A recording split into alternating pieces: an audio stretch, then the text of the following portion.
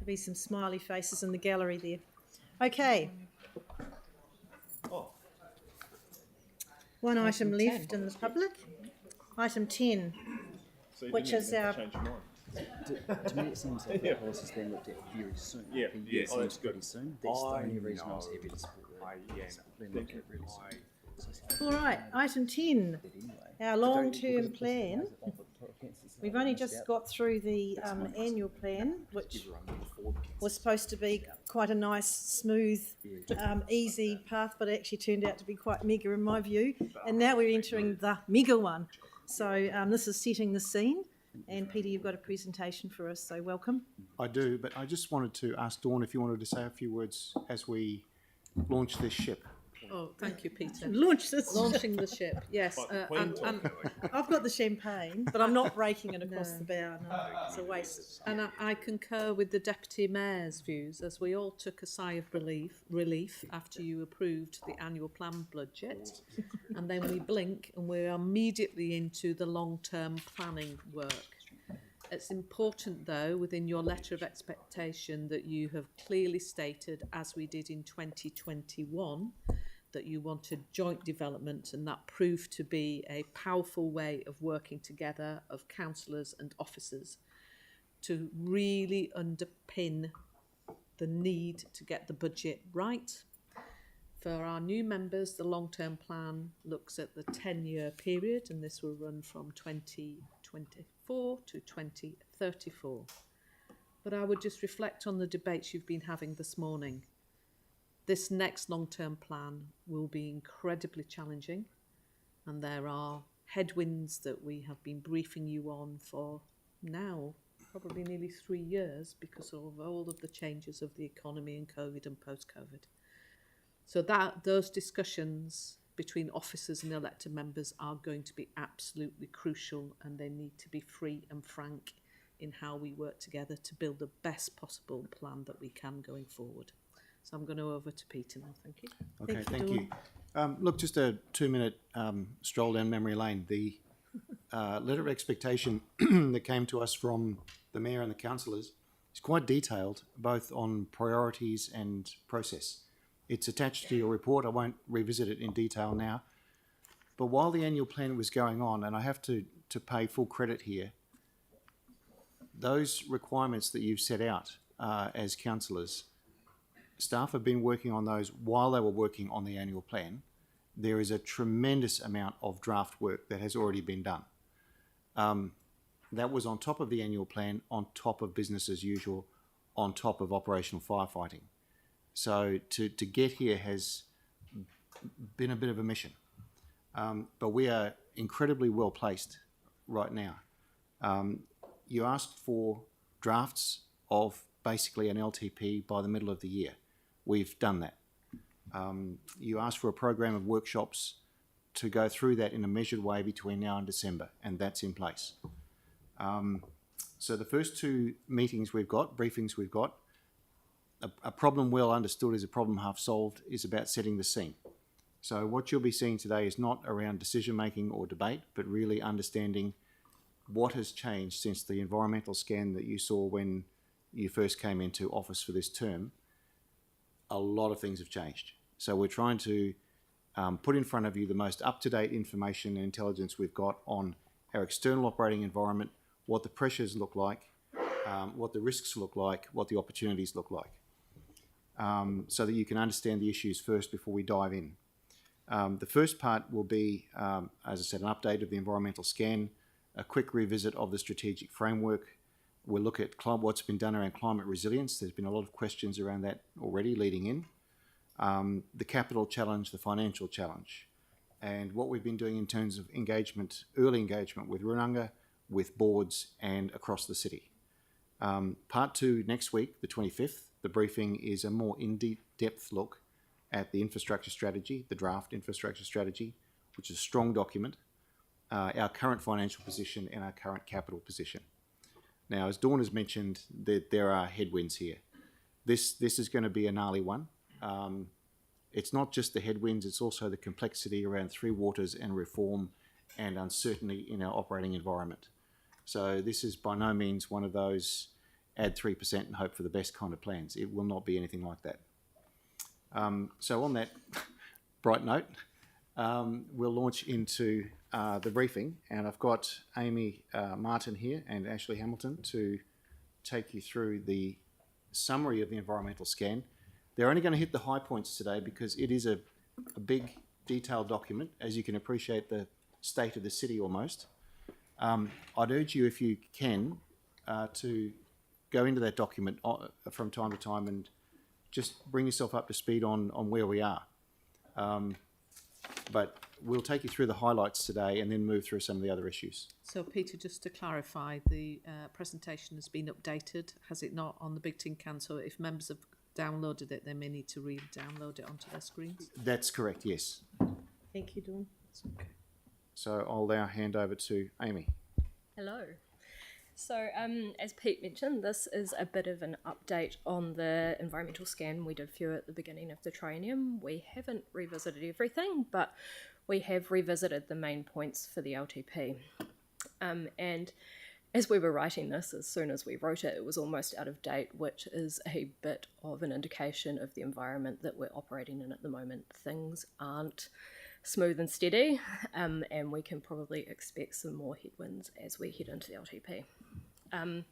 On that, very quickly, we've developed a little bit of a dynamic report for you, which we'll upload as well, which has the latest figures around inflation and cost of living and all of that good stuff in it. So to keep things up to date, we've taken a bit of a different approach.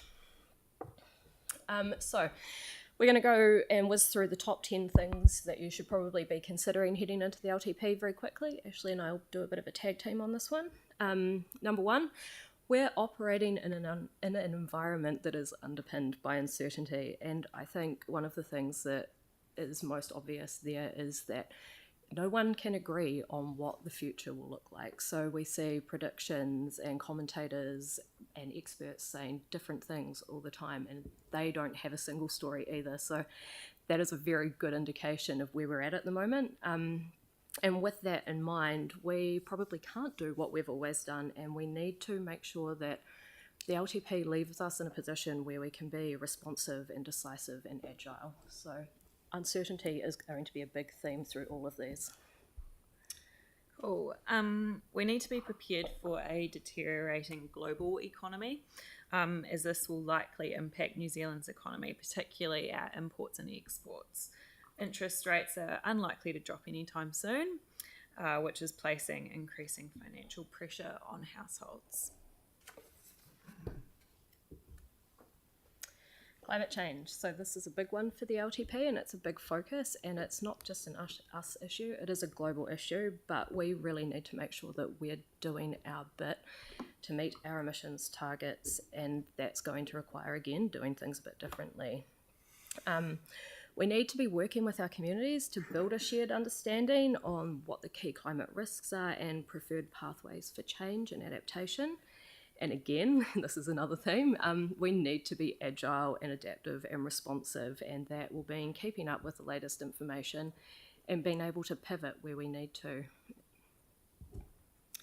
Our supply chain and labour force will continue to face challenges and stocks, with potential impacts on the capital delivery program. The Cyclone Gabriel recovery may present job opportunities up north, potentially adding pressure to our local market here in Christchurch. New Zealand could face 250,000 shortfall in workers by 2048, and migration will be key to managing this shortfall. That's you as well. Financial pressure is increasing for households. So this is driven by inflation. This means disposable incomes are shrinking. We need to balance community expectations, financial pressures, and progressing important projects and issues. This will become more challenging with an ageing population. Oh, sorry, too soon. It's probably not a surprise to anyone, but the future for local government in New Zealand is pretty uncertain, and even heading into national elections this year, that high level of uncertainty about how things will progress remains. The LTP, again, needs to set us up in a position where we can be agile and responsive and strategic. And unsurprisingly, there was some issues identified in particularly the Future of Local Government report that identified some issues with our funding streams. Whether that will be addressed, we don't know. So it's that uncertainty thing again, and that really is underpinning a lot of what we've got in the environmental scan going into this LTP.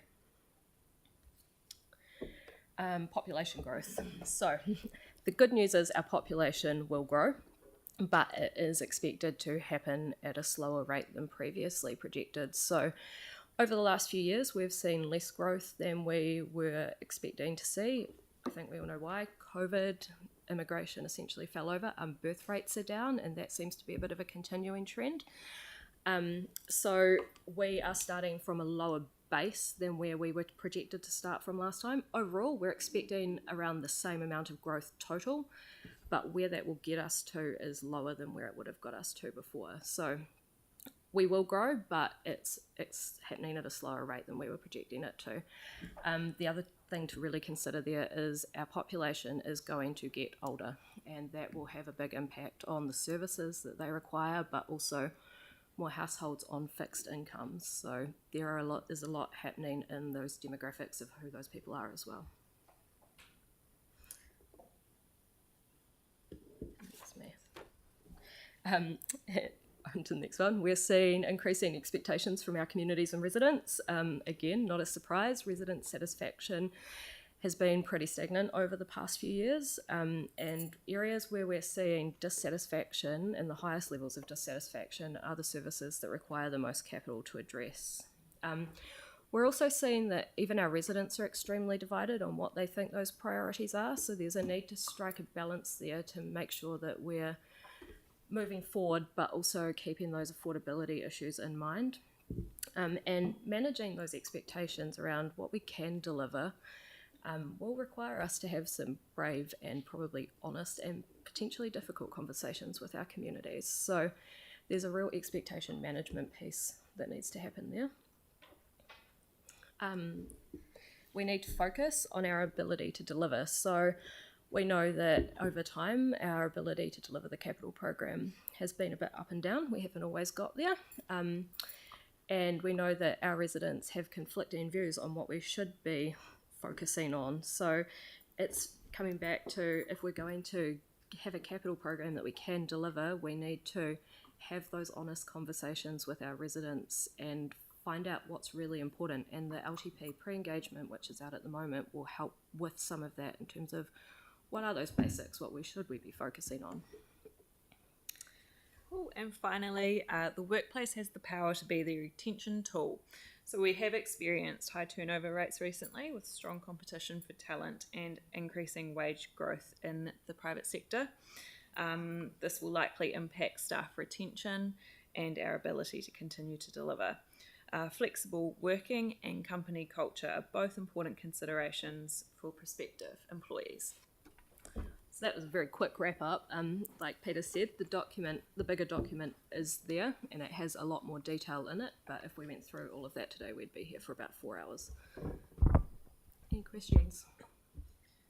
Right, so we do have some questions, but just before that, I'd just like to, so we talked about interest rates continuing to go up, the labour force and inflation, and I'm thinking the interest rates are stabilising.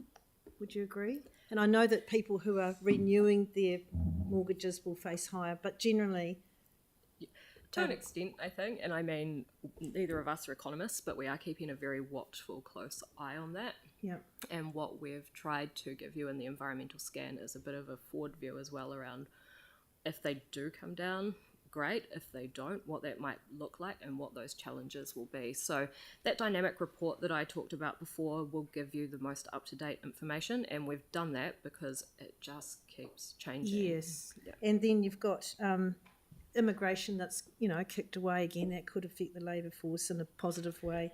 And inflation is actually reducing now. So I guess what you're saying is that we're going to go for a worst case scenario, but we'll be updated with the latest figures as in an ongoing basis. Yeah, and what we're saying is it's really hard to pick at the moment what is going to happen out there because, I mean, we're seeing things in the data, but they don't often project forward, and there are experts and commentators out there who do that, but there's not really a great consensus on what that will look like, particularly in the short to medium term. So I think just keep that in mind. On the immigration side, the way Stats NZ collects immigration data, that's subject to revision, and we don't know much yet about who those people are, where they're settling, what they're bringing into the country. So there's a lot of uncertainty, to use that word again, and around some of that data as well. And just to add to the complexity when we talk about inflation, everybody thinks of the headline figure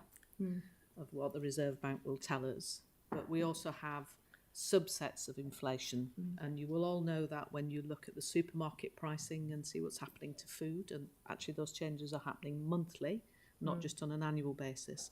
Construction inflation is considerably higher than the headline rate. Yes. Often sitting at 15%, for example. And most of our expenditure is in construction. Construction. And a lot of that detail is in that big document that you've got. And the other question that I have is around the future for local government. Do we seriously think there's going to be...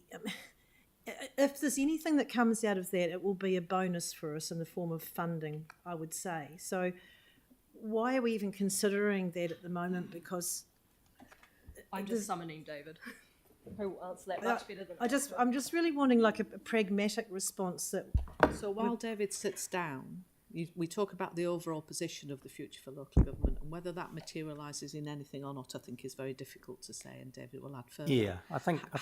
However, sorry, David, the two factors that are of significant for us is Three Waters reform, and genuinely what impact that has as part of the future for local government issues will impact us in the next 3 years. Well, yes, the Three Waters is a different one again. Yeah, but It's all, yes, it is different again, but it's all part of the same package. So it's really, I guess it's a matter of uncertainty, and what will the purpose and shape and size and direction of a local council be? Will it so that there's so many uncertainties there that we just need to keep in the back of our mind as we work through this LTP process. Obviously, you need to work with what you've got and what's in front of you, and we're going to talk very shortly about the shape of your strategic priorities.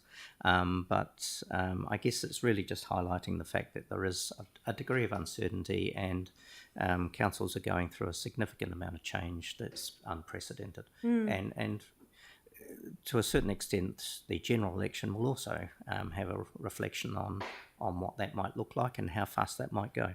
That's right. And so are we intending to make an approach to the new government early on to get some direction on what's going to happen with the future for local government work? Well, I think you've got the some of the key political central government political figures talking at the conference shortly on this very point. Yeah. So that will be an opportunity to hear directly from them what their direction is, and then once we know what the shape of the new government is post the general election, we can consider what our position is. We might get some guidance. I know that there were some councils considering asking to not have to do an LTP because of these uncertainties with the Three Waters and the future for local government. And just quickly, one more question. That I'm surprised that the capital program, currently we're delivering 86%, and that's what we have been delivering over the past few years. Is there an optimal? Yeah, it's quite good. Is there an optimal? Is that figure about right? That is about right. Yes. Yeah. So we wouldn't expect to be delivering. That doesn't mean we've got to, cut 24% off our budget, is what I'm saying. Look, there'll be there's already very detailed information on deliverability and historic deliverability and looking forward. Yeah. And Richard will talk to you very shortly about the capital program. Yeah. But next week's information goes into that in quite some detail. Excellent, thank you. Could I just make an observation that the word uncertainty's popped up over and over here, and in a way we have been here before, post-earthquake, when tremendous uncertainty. We don't know what's broken, we don't know what we've got in the way of money. The principle is always the same. LTPs where there are uncertainty, or corporate plans where there's uncertainty, you agree on your assumptions. And if the assumptions change, the plan changes. So you can't know it all. In this instance, there's a lot of X factors. We're going to rely heavily on presenting to you, this is our assumption and why we believe it's the best assumption. And if it changes because of the election or space debris or whatever, then the assumption changes and the plan moves with it. That's the logic we need to follow here, where there are X factors. I'm not sure if I explained that very well. Well, look, I think you explained that bang on. It's excellent. Thanks, Peter. Right, I'll go to others. Tyler, you've got a question, then Sarah, then Tim. Thank you. Kia ora. Peter, key communicator, as usual. I'm just wanting to ask some, they might be tough questions. The first one is the need to be responsive, decisive and agile. The LTP needs to position us to respond to things outside of our control. Can you just talk a little bit more on that and tell me exactly what that means? I guess if you think about the last few years, there have been some things that have cropped up that we didn't expect coming. I don't think anyone expected probably 5 years ago to see inflation get to where it is at the moment. So it's been in a position that when you need to, you can respond to those things in an agile way. And I think that goes hand in hand with that uncertainty piece. We are finding it really hard to get a good steer on what the short to medium term is going to look like. And if things change, things happen, something happens suddenly. Cyclone Gabrielle is another good example of that, particularly in terms of what will that impact will that have on nationally the workforce, where they are, those construction markets. How can we adapt and be responsive to those situations? And are we in a position to do that with the LTP that we have? Can I add to that? Just a little bit. Again, it's sort of a bit earthquake flavoured in the sense that we may have to not look at a long, steady, progressive project plan and go, well, that'll do it. There might be occasions, both during the preparation of the LTP and after it's adopted, where something moves, something clicks. Staff's side of that deal is we need to come to you with, this is the intelligence about what's just happened. These are your options. This is the one we think is the best option. And then you as the decision makers may have to go, well, we're pivoting. We're going to move in response to that. And the process has to respond to your decision. So I guess what I'm saying, the word agile and so forth means our processes may need to be a bit quicker and more responsive to bring you the change and then reflect your decision on that change. So that's the question I've got is, what does that look like? So does that look like some reserve, for example, for reactionary measures if there is an issue like a natural disaster? Or does that look like more staff to go into things like the footpath maintenance crew, things like that? I think Dawn wants to say something here. Yeah, so Councillor Harrison, it's too early to describe that in that way until we know the shape of the conversation we're going to have with you and be able to present both the activity plans and the capital programme and the pressures that we see in terms of both the financial position and what that means in terms of what we're required to achieve. But an example of the agility, I would say that both members and officers in this particular council in the last 3 to 4 years and historically has been incredibly agile. So we did a second annual plan in 2020 in the light of COVID, and we did that in the space of about 5.5 weeks. Unheard of. Everybody didn't think that was possible, and the team around this table collectively did that to respond to the COVID position. So what we're doing is giving you the tools, which we have been testing now for 3 years, to enable us to keep doing that. But ultimately, we have to be able to describe that to the public, which is why the evolution of the work we continue to do in the engagement and the pre-engagement, I think, is going to be powerful. And it's, again, it's an addition to what we've done previously. We keep adapting to try and get better. So our wording should really read continue to be agile and flexible. That's absolutely. I was going to lead to that. So that was Right, thanks, Pauline. And the last one, and it's probably for Dawn, Katie, and Peter, is around. And I want to make this public. Is what do you expect from your elected members in order to be able to deliver the long-term plan engagement processes clearly and without any issues, if you will? Oh, there are always issues. You know, we have to live in the real world. The expectations are what actually is put in the letter of expectation. We need robust conversations. We need to be able to give you our opinion in terms of what the evidence is showing you, and then we need to have dialogue about what those options, and they will be many and varied, will be. We need honest, frank conversations to be able to do that, and then to be able to build the plan. And ultimately, when we get to the decision-making points, the clarity of knowing how we've built that doesn't fall apart at the end. Otherwise, why are we doing joint development for nearly a year for it to go? So that's my request of elected members. Well said, Dawn. Thank you very much. Kia ora, thank you very much. I'm just checking in to see where we've got since the last time we talked about the LTP when it comes to climate. So we discussed last time the potential for us to have a high-level estimate of whether our long-term plan gets us to our climate targets, our goals, both as an organisation and as a city. And because this takes us past our, council net neutral by 2030 and the city halved emissions by 2030. And so just making sure that we've got the tools and everything ready to be able to make that high-level estimate. Look, Lisa Early will be at the table shortly to talk about an assessment around climate resilience and the LTP process. So I'm not going to jump the gun on that. Right. What I will say is that we, in the spirit of the letter, we haven't arrived here with a polished final of anything. Oh, yeah, so absolutely. there may be we're good at this, but we're not so good at that at this stage. Yep. For almost any part of the LTP. Absolutely. Thanks. Okay, Tim? Thank you, and Tyler, thank you for bringing up about the expectations of us from our employer and her many employees, so thank you for that. Look, I don't think many people outside of this organisation know the amount of work that's carried out by staff through COVID, etc. You mentioned the changes that you put a long-term, 10-year long-term plan together, and then suddenly all things happen and it all goes over the place. We've got three things coming towards us that affect us in the next 10 years, which is the changes to local government, the changes to the Resource Management Act, which seems to be not really being publicised by government outside of certain areas, but also the three waters. Will there be a point, because those three huge things that will, as we have hit other things, huge things, would there be a point that we would look at stopping the long-term plan and rewriting it? I mean, obviously we can't give deep, but would there be a point that what we have set has changed so much because of those three things that we would have to stop and do a reset? I think it's we're going back to the agility conversation. Yep.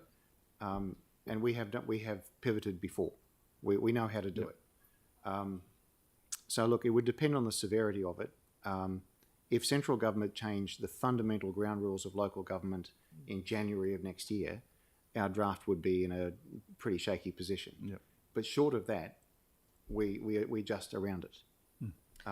We're already aware of those risks.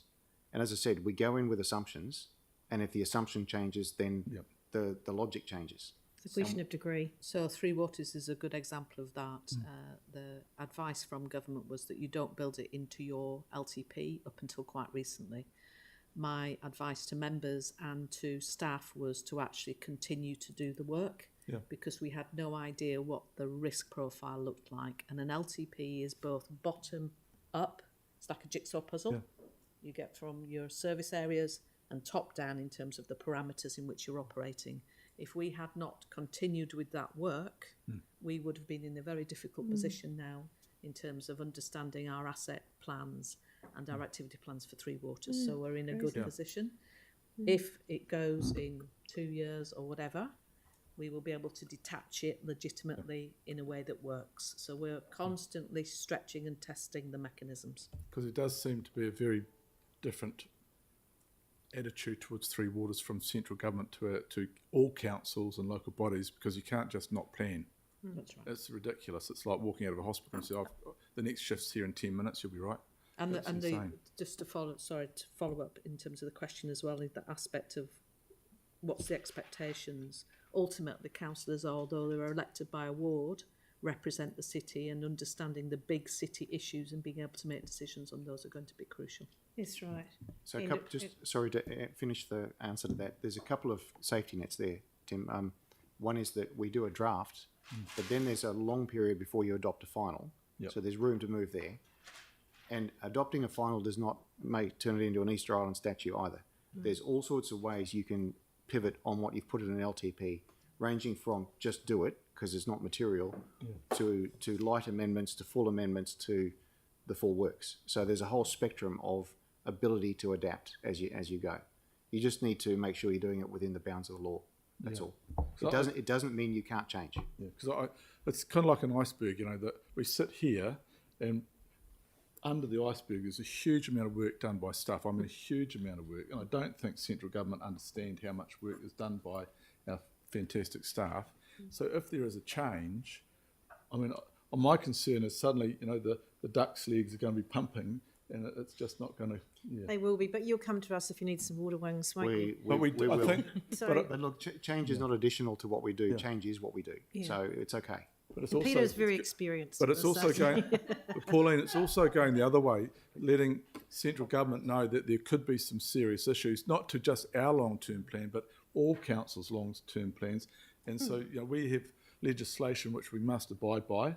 I think that having a conversation now with central government to say you may have to relax some of the law, some of the rules. Yeah, and as Peter said, I'm sure this will be a hot topic at the conference next week. So we'll be reporting back. I don't know who's So not anyway, going, but thank you very much, guys. Yanni, and then we'll get into continue the presentation. Thank you.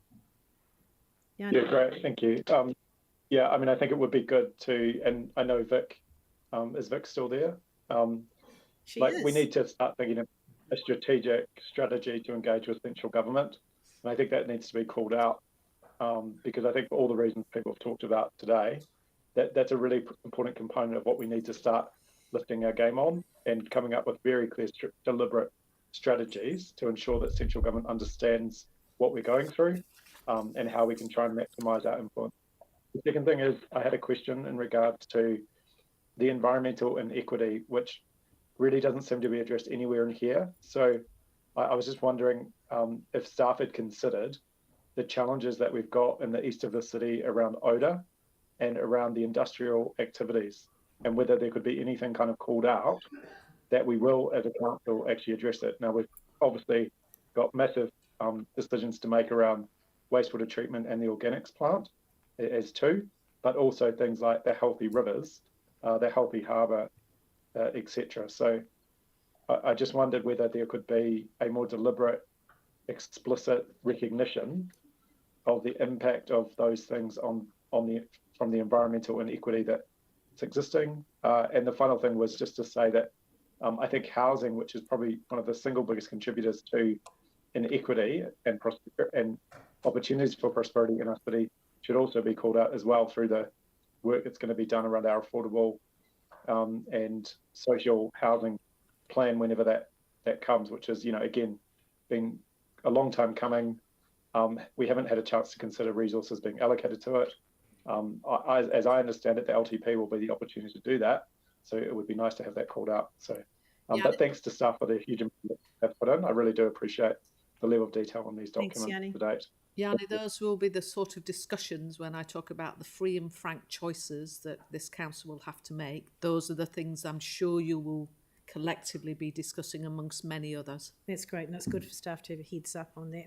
All right, so can we continue with the presentation? And I think, can we just go all the way to the end? And then Yes, have please. That's my mistake. I didn't realise it was finished. Thank you. So I've got Elizabeth and Lisa with me, and we're just going to quickly go through the strategic framework and then climate resilience. Great. Kia ora koutou. Thank you, Madam Chair. So up there on the screen is the strategic framework you adopted on the 5th of April to inform development of the long-term plan. In the middle of the framework are the outcomes we aim to achieve for the community over the life of the plan, and on the left-hand side are the 6 strategic priorities you agreed as areas of focus for this council term. And underpinning the whole framework is that commitment to partnership with Ngāi Tahu for the benefit of the whole community. So this direction you've given us in the strategic framework has informed all the preparatory work Peter's referred to that's gone on in developing the building blocks for the long-term plan. It's informed the major strategies you'll be briefed on next week, so the infrastructure strategy and the financial strategy. And it's informed development of the draft activity plans that will be presented for your consideration from August. When you consider the draft activity plans, you'll see proposals from heads of service on how their activity can support progress on the community outcomes, and you'll see heads of service proposals for how the strategic priorities can shape their work programs and budgets. As Dawn and Peter have mentioned, this is a complex process happening at a complex time, and this diagram sort of aims to summarise the various demands and drivers that we have to balance and weigh up through the LTP process. There's a number of drivers, those outwards arrows trying to stretch our LTP investment alongside the strategic framework. The framework is not the only driver, obviously, there is as well legislation, community expectations and the current shape of our services, and then constraining our options are those factors like affordability, deliverability and value for money. So as you discuss these tensions and trade-offs, we recommend you keep the framework in mind, the strategic priorities in mind, and we've suggested a number of challenge questions to help you do this. So these are some of those questions to consider. So as you go through this process, thinking about the context that you just listened to, the strategic direction you've set in terms of where you want to go and where you want to be, the competing demands. As you look at those, each activity plan, these are some of the questions that we suggest you should be asking. There will be situations where you may want to think about what you can do differently, what we should be doing more of, less of, or stop doing altogether. Really this is just an opportunity to give you some suggestions as we work through this process, thinking about all of those things that are competing and around the whole LTP process. So this also, of course, one of the key things to be thinking about is climate impacts. So I'll hand on to Lisa. Kia ora koutou. Thank you very much for the opportunity to speak with you today. I've been at council for a couple of months now and it's really great to be here. In terms of climate resilience in the long-term plan, we've been very much guided by your letter of expectation to that all the plans will include meaningful actions to reduce our greenhouse gas emissions, increase our resilience to more frequent and extreme weather events, and reduce our community's overall vulnerability to the impacts of climate change.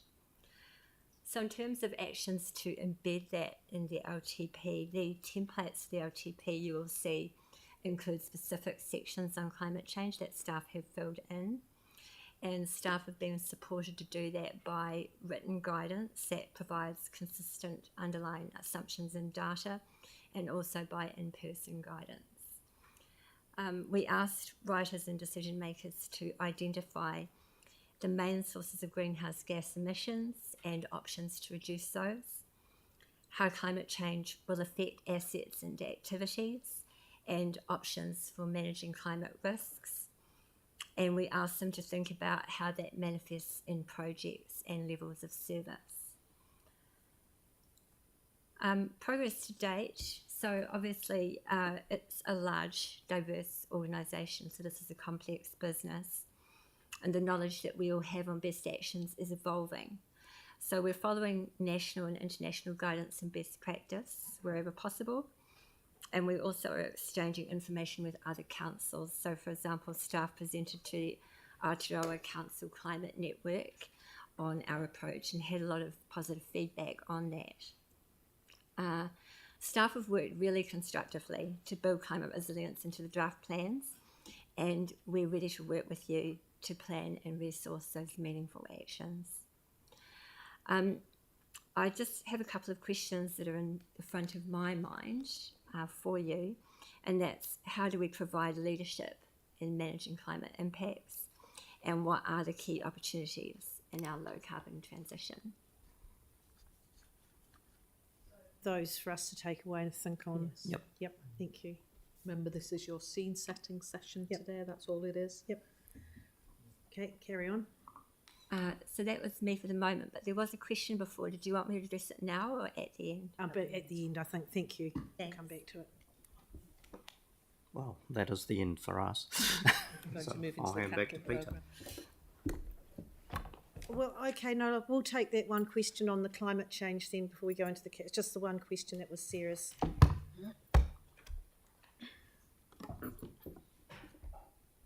So the question was about a high level estimate of whether the long-term plan will get us to our climate goals.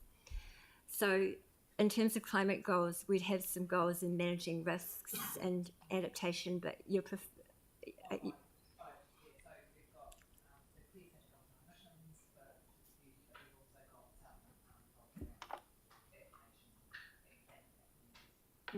Is that going to be an easy question to answer here, quickly in a nutshell? The adaptation side of it is not an easy question No. to answer, because the goals are more nebulous, and in fact, it's part of the co-development process that they will be in the levels Yes, of service that we will develop together. Yeah. So I guess the question on the adaptation space is, can we do the process of adaptation, not necessarily any infrastructure or works that come from it? Right. It's the planning with the communities. Are we resourced to continue that work? you Yeah. mean? Well, you'll see that come through the activity plans themselves and what the options are for those. So I think that's something that you'll see. And the other one is just around are we going to be able to do the assessment of whether it's meeting our goals in the other areas? In the emissions reduction areas. Yeah, so there's two challenges here to assess. We have goals and targets. To assess whether we're going to meet those, we need to have a good understanding of where we currently are. So the emissions data, the last reports were done by consultants for the council emissions and the district emissions. They date from 2019. So a piece of work that we're currently working on now is to update both of that to the current day. Right. So then we'll have a better idea. As you co-develop the long-term plan, behind the scenes we'll be updating the data, and we should be able to get a better assessment at the end of that process. Excellent, thank you. And I'm sure Sarah will be keeping a close eye on that for us, and that's really good. Right, let's continue with the... As we all will, you're right, yes. But wait, there's more. Do we have Richard? No? Okay. I will have to wing it for him. Look, you'll be getting next week a very detailed look at the capital program, what's loaded, how the build-up has occurred, what traditional delivery has looked like for the overall capital program, but also by portfolio. So you'll be basically start to see the quantum of the issues around capital, what we think we want versus what we think we can deliver. That'll be the crux of the conversation. All of those principles there, affordability, deliverability, productivity, predictability, they're all going to be factors. But I will take you back to the letter of expectation from you, which reiterates a number of times the key principle of the capital program for this LTP, which is a deliverable program across all years of the LTP. Now, I will stress, we've not done that before. We've had 1 year cleanouts, 2 year cleanouts, but we still end up with a big bow wave in front of us. So deliverability across all years is actually a significant challenge. We'll be bringing to you what that looks like now and starting that debate, but we're not bringing you a solution. We're just bringing you definition of the problem. So that'll be next week. And we will need full engagement and discussion with elected members, because there will be very different views. Yes, that'll be the beginning of the seriously challenging conversations. While I remember, just before Russell comes up, the letter also asks for transparency around the briefings process. So I just wanted to say, look, today is a council meeting, but the briefings that commence next week are going to be recorded. They'll be released on the web for the community, and the documents that come out of them will be released on the web for the community. That will generate some level of debate, not altogether a bad thing, but it means that the process will be quite transparent. And we're developing some protocols around that so that, for example, a commercial in confidence issue isn't inadvertently broadcast. So there'll be very few ring-fenced topics where employment issues or commerciality is at stake. Otherwise, it will be fully transparent to the community. Thanks, Peter. Thank you. And Russell, I think this is you. You're on.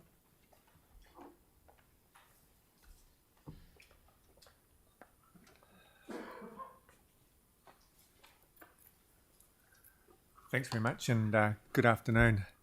So before we can start the journey where we're going to, we need to work out where we are. So this highlights a number of things that are facing us right at the moment that we've got to determine, which way we're going to go. So these are some of the, the headwinds that have been mentioned previously in there. I won't go through them all in detail, but, I think we're well aware of what that is. And going through the LTP, we'll be able to identify those and just null through those. And there'll be a series of ongoing discussions around this table, what those things look like and what can be done to mitigate where we can. Okay, so there's a number of things in there, and they're all pretty meaty, to be honest, that we'll be working through. So in developing a financial strategy, what is the financial strategy? That's how we fund our services and programs, what we use. And those services and programs, they've got to support the strategic priorities and work hand in glove with the infrastructure strategy as well. So the financial strategy just can't come across and say, okay, this is it and that's no more. It's a discussion across council how we do that, and so what the end result looks like. So just touching on a couple of things there, we've got to balance the resilience with rates affordability. We can't just go out, borrowing's relatively inexpensive in the short term, but it does have a long-term impact, and it can hamper that flexibility and agility that we've been talking about before. On a small scale, it's like I said, $82 million of a capex is about a 1% rates increase, but the 1%'s a build on, and all of a sudden it's quite high, so you get a significant part of your rates take is then funding debt repayment, so that hampers future ratepayers. So we've got to be, that's what that's referring to there. And how we use and where we put the investment income at the moment, it goes to offset rates. It has done for years. The problem is that when that rate investment income slows, and it is expecting to slow over the term of the LTP, that's extra burden on how we bridge that gap. So it's quite a crucial element, and we've already spoken about the reforms that are heading this way. So yeah, a number of challenges. So these are the themes and direction that financial strategy will be looking at when it's finalised. But it's being built over time. I'm happy to take any questions on this segment now while I'm at the table. Oh, I think we'll just keep going for now. Okay, if fine. that's all right, Russell. To get to the end. Okay. In terms of pre-engagement, there are three elements here. Mary, I don't know if you wanted to speak to Papatu Runanga. These are just verbal updates on what we've done in this space leading into the plan. The idea was to do this at the beginning rather than try to build a plan and then pass it through a lens at the end, which is not partnership or deliberate thinking, but just a superficial exercise. This is from the start. Kia ora.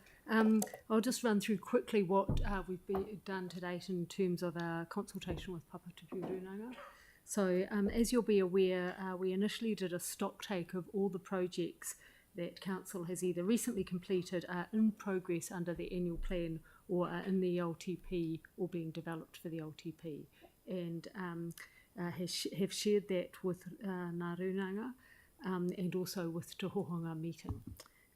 You remember that a couple of months ago we had a meeting with Te Hohonga, the Te Hohonga committee meeting, where the Runanga presented their short and long-term priorities to Council. And since then they have collated those and sent them to us, so we have the details in writing, and we are now having meetings with each Runanga, with each of the operational units, and mainly the heads of those, to gather a greater understanding about what those projects are, what the actual project is, what are the priorities amongst those, which are projects that they see Council being partners with or supporting, potential timing and feasibility. From those meetings, those are being brought back and the units and staff will scope them out more. They'll develop the costs of these, feasibilities of them, look at potential operational alternatives or options, and then also look at funding implications, whether they can be funded from the better off stream or whether they're rates or OPEX. And they will then come back to Council and you will see them as part of the activity management plans. There's also wānanga with the Runanga and all of Council that's already in your calendars and planned for the 28th of August, that further discussions can be had about that. So we are working quite closely with them at the moment, and we have also, just to give you assurance as well, we have a gap in that team. We have seconded additional people into that team from the group or groups to support. They were people that the Runanga had identified and asked to go in there to support that, and are in the midst or coming to the ends of recruiting for that role, and have more applications than we've previously had. So well underway. Thank you, Mary. That's really encouraging. Excellent. Matt, welcome. Kia ora. So similarly, the early engagement with community boards has started. So you will all be aware community boards have finalised their community board plans. Each board has got 9 priorities, and those 9 priorities have been fed through to heads of department for consideration to feed into their activity plans, which you'll be seeing in the not too distant future. Community boards are scheduled to come to Council in a workshop to be talking through priorities. I think that's September, October time. So they'll be engaged in the korero around that. Community boards have also been briefed on the pre-engagement approach. I don't want to steal Tessa's thunder. I know she's about to come up, but they're very supportive of the approach. And the board chairs were talking through what some of their responsibilities, just as Councillor Harrison Hunt mentioned earlier, what are the responsibilities to take through. That conversation started with board chairs and deputies too. Excellent. Thank you. Cheers, Matt. Thank you. Back to Peter. You'll see in the schedule of workshops and briefings attached to the report that there are several blocks of time for community boards to come into these briefings, and that'll be largely to look at what's happened with the plans that they've provided and so forth. In terms of early engagement, Tessa, you want to lead that on with that? Morena, yeah, have you got a slide for this one? I do. Yep, so we came to you obviously earlier with our early proposal for what early engagement was going to look like. We heard a little bit of feedback in the room, and we've pivoted to a What Matters Most campaign. And I'm really, really pleased to tell you that this has landed incredibly well.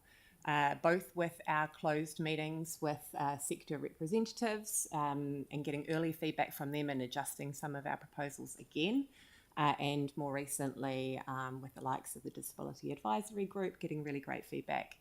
But the thing that I really want to share with you today is the face-to-face engagement that we've done so far with the wider community. I've been working at Council for about 10 years now, and I have never, ever, ever seen the public quite so keen to share their feedback with us.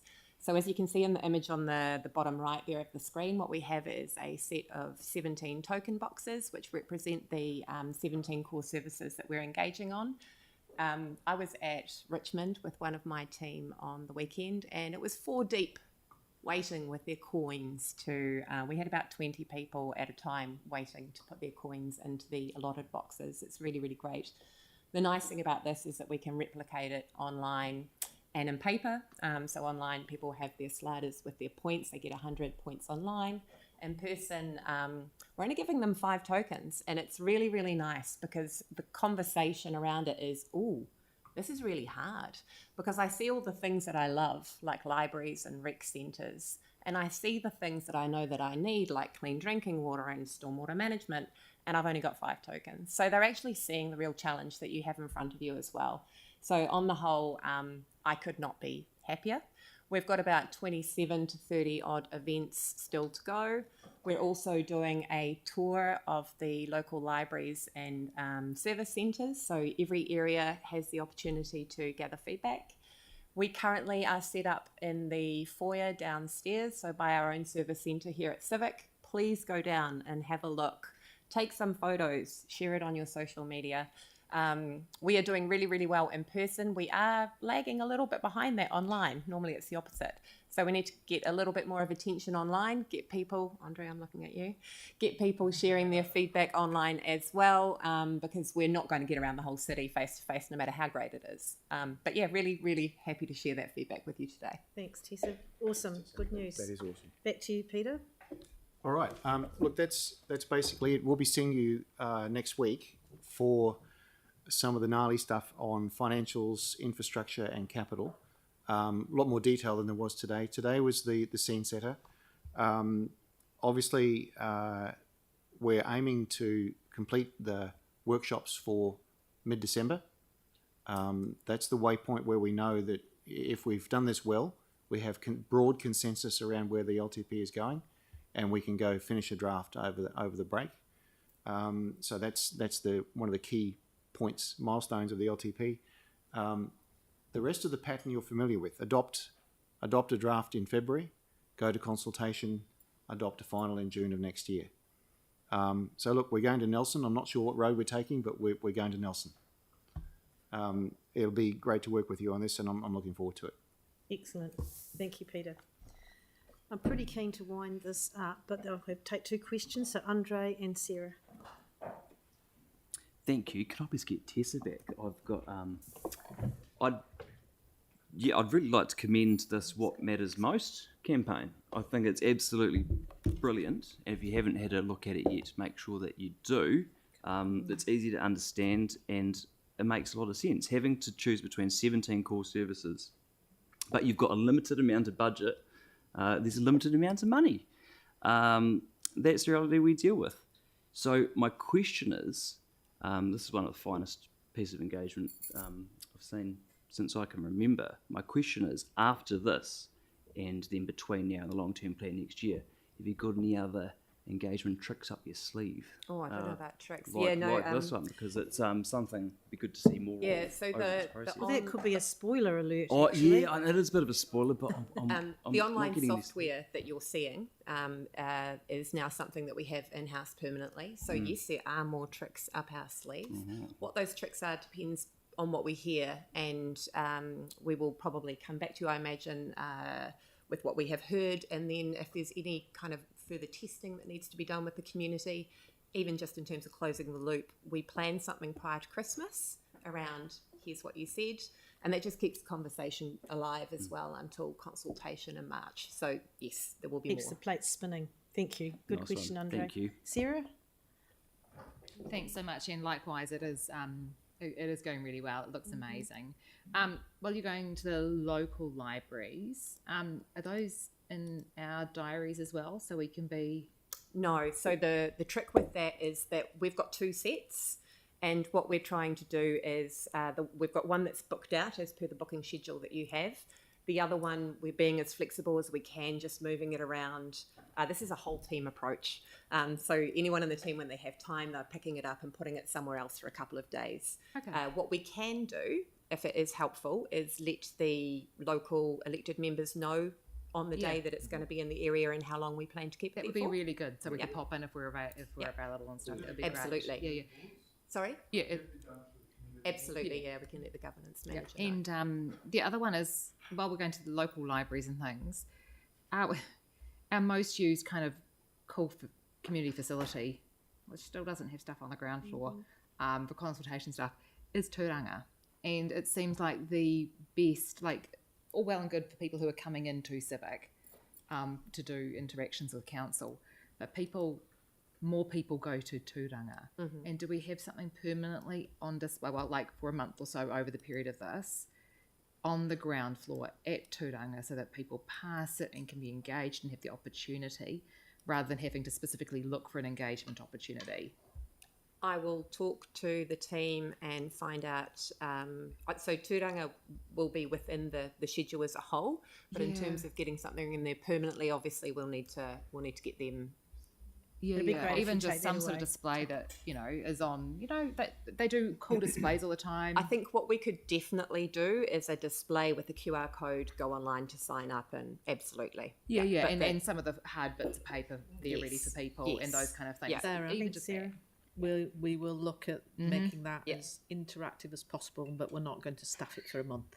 No, not for staffing it. No, just... So please, they will sort it. They will definitely sort it. That's great. On the ground floor, not the third floor. Yeah, just ground floor. We hear you. Good point there, Sarah.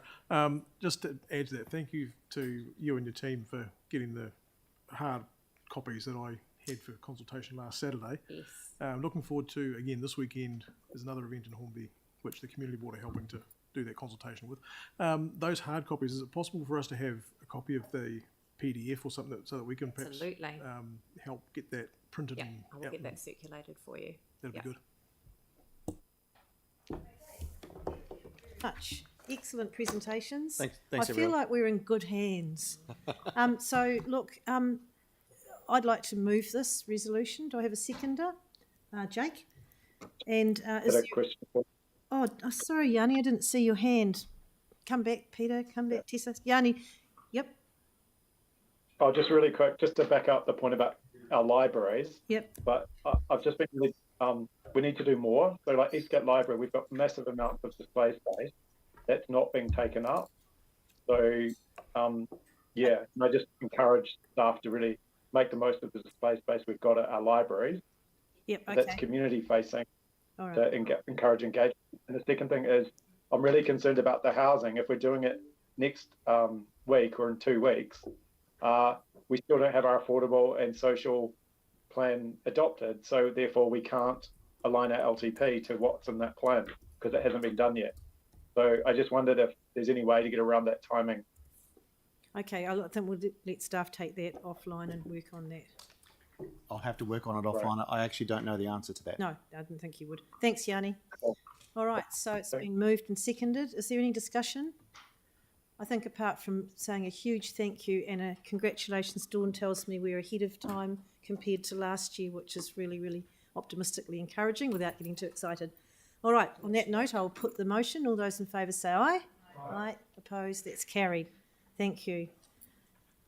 So that concludes the public section. We do have one item in PX, so I'd like to... Right, Tim will move. We go into PX, seconded by Victoria. All those in favour say aye. Aye. Opposed? That's carried.